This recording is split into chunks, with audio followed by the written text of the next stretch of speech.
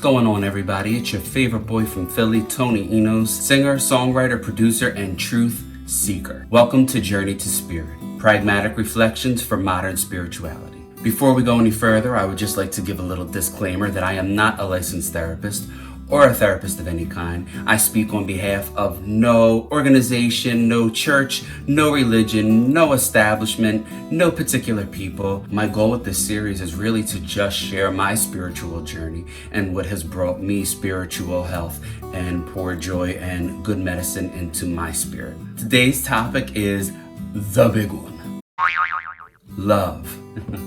And with today being Valentine's Day and February being Teen Dating Violence Awareness Month, we're right on time. Honestly, I could do this video in under 5 seconds. You ready? Love liberates.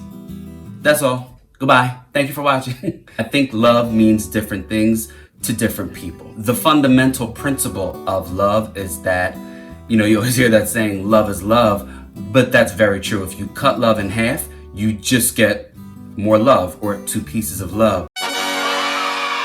But love cannot be anything but love. The fact that love liberates is a really great way to check against what's happening in your relationship, because love is not codependent.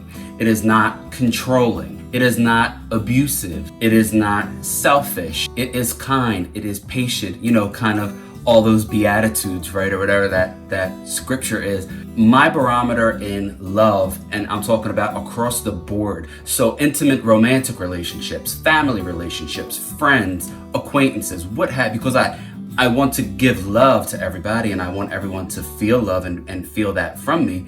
But my guiding principle is always, is it healthy? Love liberates. Your love should liberate somebody. It shouldn't shame. It shouldn't control or control through shame. In our awareness of love and how we're taught love and how we're mirrored love, our love maps start very early. When we're just kids and observing, not even consciously observing, but we're seeing family dynamics. We're seeing how love is enacted in front of us. And that really starts the trajectory of our love map, sort of how we'll love as adults. I grew up watching very toxic people and narcissistic people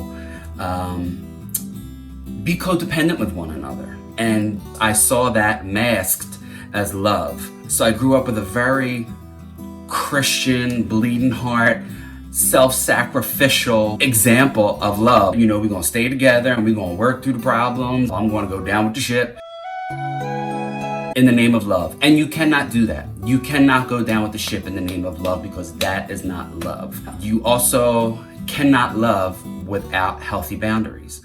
It becomes something else. It becomes codependency. all those other sort of human cycles that we can get into as people who are just trying to survive. I think your relationship should never be something to survive. I'm a domestic violence survivor. I was in, over the course of 15 years, 3 very toxic relationships, very codependent, and I was that person. I was going to love them through it because my love was going to fix it. I was going to go down with the ship in the name of love so that we can have this fairy tale ending, and you cannot fix people. The ship is going to suck us down. People have to fix themselves, and so you can't give away what you don't have. So if you have no love for yourself, and if you have placed no value on your love, you cannot expect other people to do it. In whatever way you teach people how to treat you and the value that you teach people to place on your love, you get that back. And I was not doing that. I was trying to survive in these relationships where addiction was present, trying to fix everything and wondering why the other person wasn't loving me back for it. He loves me. He loves me now. He loves me. A very codependent behavior, and unfortunately very common, and unfortunately very common when you are loving someone with substance and alcohol challenges. F*** him. You have to put a value on your love first. You have to love yourself first. You have to love yourself enough to examine the relationships, which can sometimes be difficult. It's not always easy. the journey to self-love and self-awareness and self-actualization, sometimes it doesn't feel great. Sometimes being aware that we need or deserve more forces us into very difficult or uncomfortable discussions with ourselves and examination of relationships and realization of things. So I think that's where love should start. Love shouldn't start page 1, chapter 1 at codependency, or page 1, chapter 1, somebody needs to be saved, or page 1, chapter 1, these are all my scars and these are all my issues and my traumas, and this is what I'm bringing into the relationship. And this is about chapter 1, page 1 is loving yourself. Loving yourself enough to put a value on your love before your PR, before your public relations, before who you are as a professional, before who you are somebody's son, daughter, mother, partner, pediatrician, mailman, whatever. Like putting a value on who you are as a person who has beat the 1 in 400 million odds, who has arrived here as a living, breathing embodiment and extension of the universe and deserves love, because everything in the universe deserves love. The universe is love. So that should be mirrored back. That should be the soil that you plant your seeds of love in. And then I think it's healthy to begin to bring other things in with that foundation and with knowing that you deserve respect, you deserve honesty, you deserve loyalty. With those relationships that I had mentioned before, it was never really about them. They were always going to be who they were going to be. So the fact that I thought that I could come along and fix 30 years or 30 something years or 20 something years of trauma and fight a battle for them that they were never willing to fight for themselves, what was going on inside of me? What was going on that I was okay for settling for that kind of treatment, for the dishonesty, for being cheated on, for abuse? And I had to really take a look at myself and my self-value and my self-worth and my self-esteem and where I needed to grow as a person. I think a healthy goal is to be a whole person before you get into a relationship. And of course, nobody tells you that at 14, 16, when you go to have that first love and then you get your little heart broken and you just start to spin out this thing, this love monster just starts to grow legs inside of us. And it's not until afterward, as a byproduct of being treated badly, that we stop and think, wow, I deserve more. Or, wow, that relationship was a real shit show.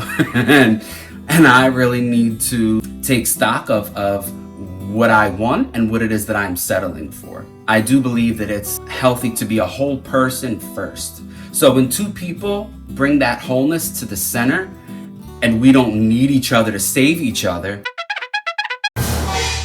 but we can bring that wholeness to the table and enrich each other's lives. For myself personally, I feel that's the healthiest way to go about a relationship, or sort of the checks and balances. And when you have that first conversation, what are you looking for?